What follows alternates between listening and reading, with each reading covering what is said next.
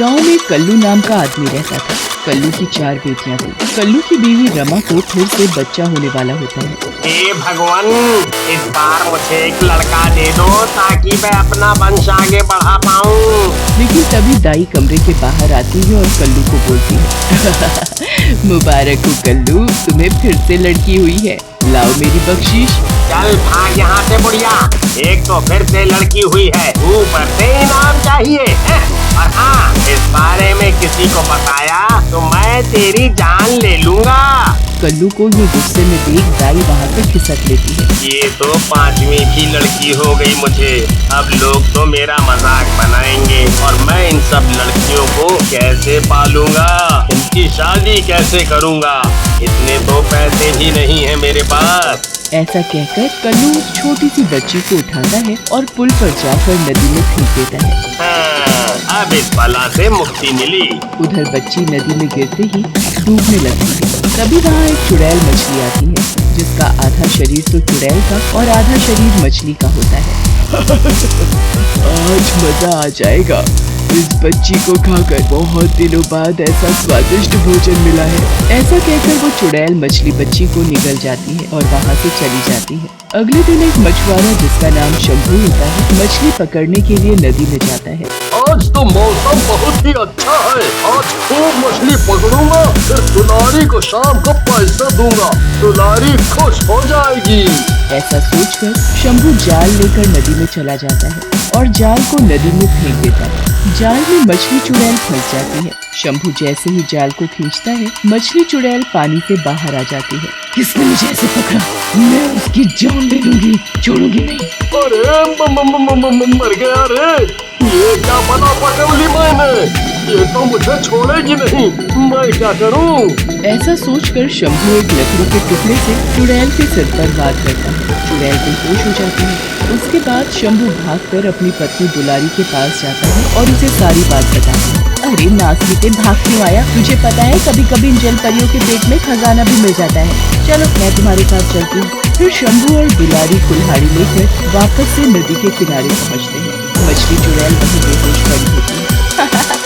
मेरा खजाना तो बेहोश पड़ा है, इससे पहले इसे होश आए हमें इसका पेट फाड़कर खजाना निकाल लेना चाहिए। अरे पागल औरत, मैं कह रहा हूँ जाने दे, कहीं हम किसी मुसीबत में न पड़ जाएं। तुमसे ज्यादा डरपोक आदमी तो मैंने कहीं नहीं देखा है, तुमसे ना हो पाएगा, लाओ कुल्हाड़ी दो मुझे। ऐसा कहकर दुलारी मछली चुड़ैल के पेट पर वार करती है। चुड़ैल 2 भागों में बढ़ जाती है और अंदर से एक रोती हुई लड़की निकलती है। मनहूस औरत, तुझे मना किया था ना, अब भुगत इसे, मुझे तो ये इसी चुड़ैल की बच्ची लग रही है। पता नहीं कौन सी मनहूस घड़ी में मैंने तुमसे शादी की, इतना डरपोक आदमी। अरे दिख नहीं रहा कितनी प्यारी बच्ची है, वो भी इंसानों की, चलो हटो सामने से। ऐसा कहकर दुलारी बच्ची को उठा लेती है। बच्ची को उठाते ही दुलारी की ममता जाग जाती है और वो उसे अपने घर ले जाती है। लेकिन शंभू मन ही मन घबरा रहा होता है। ये ना समझ औरत अपनी जिद के आगे किसी की नहीं चलने देती और कुछ बोलो तो लड़ने लगती है। मुझे किसी से इस बारे में बात करनी होगी। उधर चुड़ैल को होश आता है। वो मछली के शरीर से आजाद होकर बहुत खुश हो जाती है। मजा आ गया, उस साधु के श्राप के कारण मुझे इस मछली के शरीर में रहना पड़ रहा था, लेकिन इन इंसानों की इतनी मजाल चुड़ैल पर हमला किया, इन्हें तो मैं नहीं छोड़ूंगी। इधर दुलारी उस बच्ची को अपनी बेटी की तरह पालने लगती है। शंभू और दुलारी लड़की का नाम परी रखते हैं। परी भी धीरे धीरे बड़ी होने लगती है। एक दिन परी खेल रही होती है, तभी वहाँ साधु आता है और परी को देखता है। अरे वाह, कितनी प्यारी बच्ची है, इसके मुंह पर कितना तेज है, ये तो कोई चमत्कारी लड़की लगती है, इसकी माँ कहाँ है? साधु परी के पास जाता है और उसे गोद में उठा लेता है, लेकिन तभी वहाँ दुलारी आ जाती है और परी को साधु की गोद से ले लेती है। मैं इस बच्ची की माँ हूँ साधु महाराज, बोलो आपको क्या बोलना है? तू इस बच्ची की माँ कैसे हो सकती है? इस बच्ची का तेज बता रहा है कि ये किसी और की बच्ची है। तेरे बोलने से कैसे मान लूं? मेरी आंखें कभी धोखा नहीं खा सकती। बाबा, अब आपकी आंखें धोखा नहीं खा सकती तो मैं क्या करूं? ये मेरी बच्ची है। ऐसा कहकर दुलारी वहाँ से चली जाती है। साधु वहाँ से जाने लगता है, तभी वहाँ शंभू आ जाता है और आप सही कह रहे हैं बाबा, ये मेरी बच्ची नहीं है। दरअसल यह बच्ची हमें एक मछली चुड़ैल के पेट में मिली थी और तब से हम इसे अपनी बेटी की तरह पाल रहे हैं। ओह बेटा, तब तो इस बच्ची की जान खतरे में है। वो चुड़ैल इसको ढूंढ रही है और मिलते ही इसे और तुम दोनों को मार डालेगी। लेकिन ऐसा कैसे हो सकता है? उस चुड़ैल को तो हमने मार डाला था। बेटा, तुमने केवल मछली का शरीर मारा था। वो उस मछली के शरीर में कैद थी। तुम्हारी मारते ही वो आजाद हो गई, लेकिन अपने शिकार के निकल जाने की वजह से वो आज भी तुम दोनों को ढूंढ रही है। तो क्या हम मर जाएंगे बाबा? मुझे और मेरे परिवार को बचा लो। तुम तीनों ये तावीज अपने गले में पहन लो। जब तक ये तावीज तुम्हारे गले में है, वो चुड़ैल तुम्हारे परिवार को छू भी नहीं पाएगी। लेकिन ध्यान रखना, इन तावीजों को अपवित्र मत करना और इन्हें रोज गंगा जल से धोना। फिर शंभू वो ताबीज लेकर घर चला जाता है और दुलारी और परी दोनों को पहना देता है। उधर चुड़ैल शंभू को ढूंढते हुए गांव में आ जाती है और शंभू को देख लेती है। अच्छा, तो ये यहाँ छिपे हैं, आज मिल गए। इन तीनों को मैं जिंदा नहीं छोड़ूंगी। रात में जब शंभू, दुलारी और परी सो रहे होते हैं, चुड़ैल उनके कमरे में आती है और तीनों को मारने के लिए अपना हाथ बढ़ाती है, लेकिन तभी उसे एक बिजली का झटका लगता है। अरे मर गई रे! लगता है इन दुष्टों ने आसपास कोई जादू किया हुआ है, तभी मैं इनको छू भी नहीं पा रही। अभी तो मुझे चलना चाहिए, बाद में देखती हूँ इनको। कुछ दिनों तक तो कुछ नहीं होता और शंभू भी लापरवाह हो जाता है। वो ताबीज को गंगा जल से धोना भूल जाता है। उसी दिन चुड़ैल रात में उसके कमरे में आती है। आज मैं इस बच्ची को उठाकर देखती हूँ। चुड़ैल आगे हाथ बढ़ाकर परी को उठा लेती है। चुड़ैल के हाथों में जाते ही परी नींद से जाग जाती है और रोने लगती है। आज तू मेरे हाथ में आ गई है, पहले तुझे मारूंगी, फिर तेरे इन दोनों माँ बाप को। परी का रोना सुनकर शंभू भी उठ जाता है। चुड़ैल जी, मत मारो, इस बच्ची को मत मारो, हमें मार डालो इसके बदले में। अच्छा, बहुत प्यार आ रहा है तुम्हें इस बच्ची पर, ये देखकर मुझे अच्छा लगा। अब मैं इस बच्ची को ले जा रही हूँ। कल रात जंगल में तुम दोनों आ जाना, वहीं मारूंगी तुम दोनों को एक साथ। ऐसा कहकर चुड़ैल वहाँ से चली जाती है। शंभू, मैंने आज तक तुमसे कुछ नहीं मांगा, बस मेरी बच्ची को वापस ला दो कैसे भी करके। तुम चिंता मत करो दुलारी, चाहे कुछ भी हो, मैं अपनी परी को वापस ले करके आऊंगा। फिर शंभू उन्हीं साधु बाबा के पास जाता है और उन्हें सारी बात बताता है। बेटा, मैंने तुम्हें पहले ही कहा था, वो तावीज गले से मत निकालना और उसे गंगा जल से धोना, लेकिन आप मेरी बात नहीं माने। बाबा मुझसे गलती हो गई, लेकिन अभी मेरी परी, मेरी बच्ची की जान बचाओ, बदले में चाहे मेरी जान ले लो। मेरी पत्नी का रो रो कर बुरा हाल है बाबा, बुरा हाल है। बेटा, तुम उसके सौतेले माँ बाप होते हुए भी कितना प्यार करते हो। उस चुड़ैल की मौत तो परी के हाथों ही लिखी है। जैसे ही वो चुड़ैल का गला दबाएगी, वो चुड़ैल मर जाएगी। बस तुम परी से इतना करवा लो। फिर साधु के समझाने पर शंभू वहाँ से चल पड़ता है और दुलारी को साधु के द्वारा कही सारी बात बताता है, जिसे सुनकर दुलारी बोलती है, अगर उस दुष्ट चुड़ैल की मौत परी के हाथों लिखी है तो वो ही उसे मारेगी। अब हम चलते हैं जंगल। फिर दुलारी और शंभू जंगल की ओर जाते हैं। जंगल में चुड़ैल उनका इंतजार कर रही होती है। मुझे पता था तुम दोनों इस बच्ची के लिए आओगे। मैं तुम तीनों को मारकर खा जाऊंगी। मारना है तो पहले मुझे मार, फिर परी या मेरे पति को मारना। अगर तू पहले मरना चाहती है तो यही सही। ऐसा कहकर चुड़ैल दुलारी को पकड़ लेती है और गला दबाने लगती है। शंभू दुलारी को बचाने के लिए चुड़ैल को धक्का देता है। चुड़ैल गिर जाती है। परी भी चुड़ैल की तरफ भागती है। मेरी बच्ची, इसके ऊपर चढ़ जा और जैसे इसने तेरी माँ का गला दबाया तू भी दबा दे। दुलारी की बात सुनकर परी चुड़ैल का गला दबाने लगती है। ये बच्ची तो मुझे मार डालेगी, इसके हाथों में इतनी ताकत कैसे? इस बच्ची का जन्म ही तेरे जैसी चुड़ैलों को मारने के लिए हुआ है। फिर परी के गला दबाने से चुड़ैल मर जाती है और परी को लेकर शंभू और दुलारी घर चले जाते हैं। धर्मपुर नामक गांव में एक बार इच्छाधारी नागिन घुस आती है। वो बहुत गुस्से में थी, आंखें लाल लाल और फन फैलाए हुए आगे बढ़े जा रही थी। वो गांव के जसरत के बेटे को उठाकर अपने साथ ले जाती है। जसरत और उसकी पत्नी अंजू नागिन के आगे बेबस थे, इसलिए अपने बेटे को बचा नहीं सके। मेरा बेटा वो नागिन मेरे बेटे को उठाकर ले गई। अरे किसी ने मेरे बेटे को बचाया क्यों नहीं? डर के मारे ही किसी ने तुम्हारे बेटे को नहीं बचाया। कुछ लोग गए हैं उस नागिन के पीछे, वापस आएंगे वो लोग, तभी कुछ पता चलेगा तुम्हारे बेटे के बारे में। जो लोग नागिन के पीछे गए थे वो वापस तो आ गए थे, पर उन्हें वो नागिन और जसरत का बेटा कहीं नहीं दिखा। सुबह का समय था, सभी अपने अपने काम में व्यस्त थे। कुछ औरतें कुएं से पानी भर रही थी। तभी झाड़ियों से नागिन निकलकर बाहर आ जाती है। बचाओ बचाओ, ये नागिन फिर से हमारे गांव में आ गई। ये नागिन हमारे बच्चों की तरफ ऐसे क्यों देख रही है?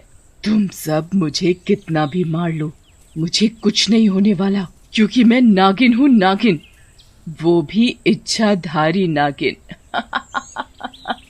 पर तुम्हारे बच्चों का क्या? अगर वो एक बार मर गए तो वो मेरी तरह दोबारा जिंदा नहीं हो पाएंगे। इतना बोलकर नागिन सभी बच्चों को उठाकर वहां से तुरंत निकल जाती है। वो मेरी बेटी को उठाकर ले गई, उसे बचा लो कोई। मुनिया के बापू, मेरी बेटी को बचा लो, उसे वापस ले आओ। वो मेरा ना वो नागिन मेरे बेटे को भी उठाकर ले गई है। वो नागिन मेरे बेटे को भी मार देगी। वो नागिन रोज आती है और हमारे गांव के बच्चों को उठाकर ले जाती है। उनका वो क्या करती है किसी को कुछ नहीं पता। पता नहीं वो जिंदा भी है कि नहीं। इस गांव की हर माँ की गोद सूनी होती जा रही है उस नागिन की वजह से। हम कब तक ये सब सहेंगे? हमारे बच्चों से ही हमारी दुनिया है, वो ही नहीं रहेंगे तो हमारे जीने का भी कोई फायदा नहीं। हाँ, ये बिल्कुल सही है। फिर क्या था, गांव वालों ने एक सांप पकड़ने वाले सपेरे को गांव में बुलाया। अच्छा, मुझे पकड़ने के लिए तुम लोगों ने सपेरे को बुलाया है? ये इतना सा सपेरा क्या मुझे पकड़ पाएगा?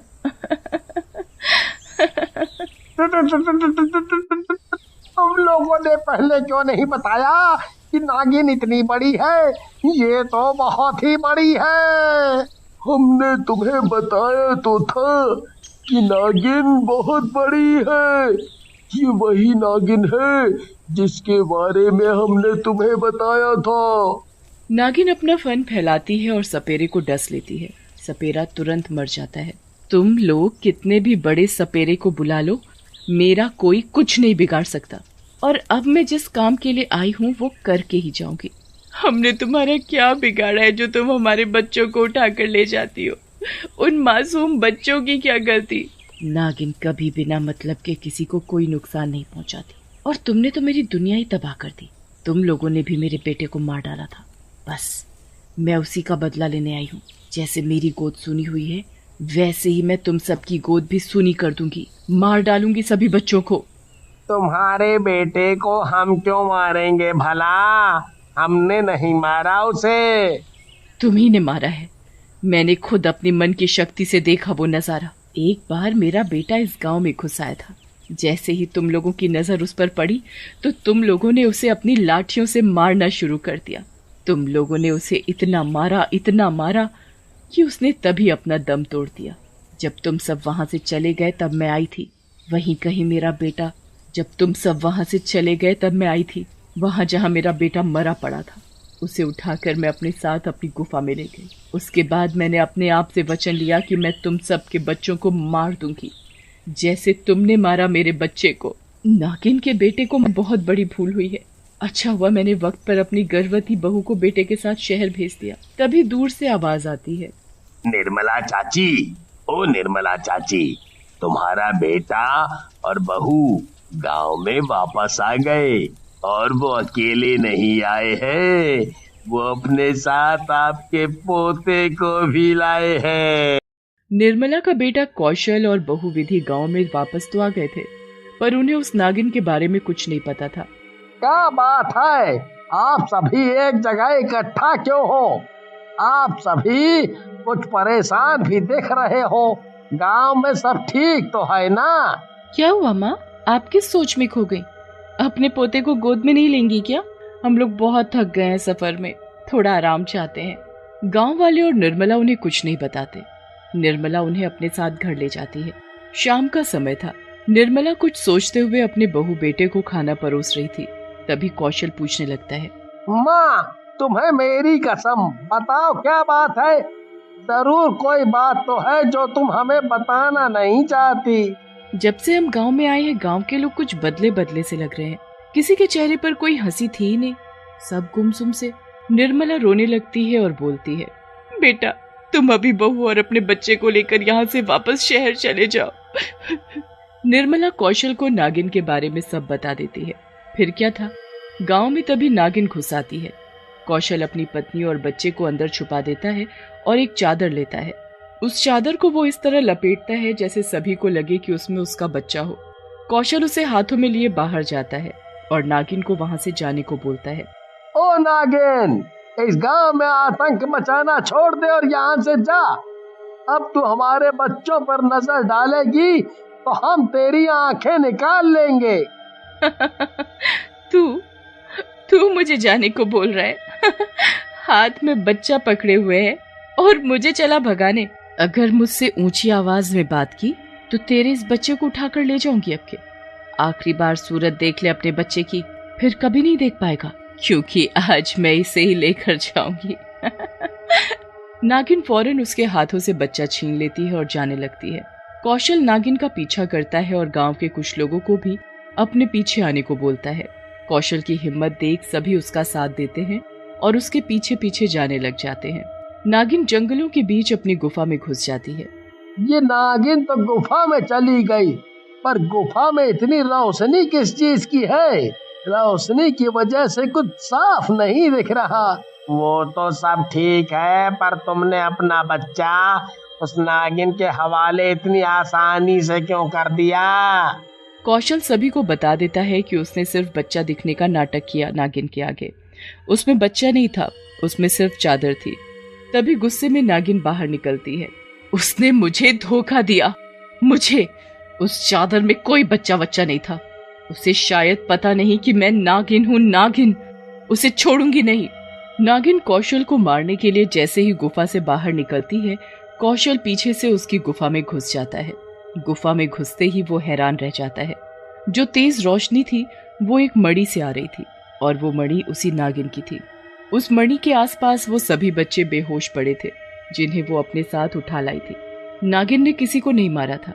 कौशल जैसे ही मणि को हाथ लगाता है, नागिन को एहसास हो जाता है कि मणि किसी के हाथ लग गई है। वो फौरन गुफा में पहुंचती है। ए लड़के, इस गुफा में घुसने की तेरी हिम्मत कैसे हुई? और तूने मेरी मणि को हाथ लगाया? ला, मेरी मणि मुझे वापस दे। मैं अपने बच्चे से बहुत प्यार करती थी। इन सभी बच्चों को मैं अपना बनाना चाहती थी, पर इन सब ने मुझे माँ कहने से मना कर दिया, तो मैंने इन्हें बेहोश कर दिया। इन्हें मारा नहीं। वो देखो उधर, वो मेरा बेटा है, मर चुका है वो। मैं बस उसे ऐसे देखकर ही जीती हूँ। नागिन की बात सुनकर कौशल को उस पर बहुत दया आती है। मेरे एक गुरुजी हैं, मैं उन्हें बहुत मानता हूँ, उनकी पूजा करता हूँ। तुम मेरे साथ चलो गुरुजी के पास, उनके पास तुम्हारी समस्या का हल जरूर होगा। नागिन कौशल के साथ चल देती है। ये भभूत तुम अपने मरे हुए बेटे के ऊपर छिड़क देना। उसकी आत्मा कहीं भी होगी, वो आकर उसमें वापस समा जाएगी और वो जीवित हो उठेगा। गुरुजी की ये बात सुनते ही नागिन की खुशी का कोई ठिकाना ही नहीं था। वो बहुत खुश थी। नागिन और कौशल वापस गुफा में जाते हैं। नागिन जैसे ही भभूत अपने मरे हुए बेटे पर डालती है, वो सच में जीवित हो जाता है। नागिन अपनी शक्तियों से सभी बच्चों को पहले जैसा कर देती है। गांव के लोग अपने बच्चों को सही सलामत देख बहुत खुश होते हैं और कौशल का शुक्रिया करते हैं।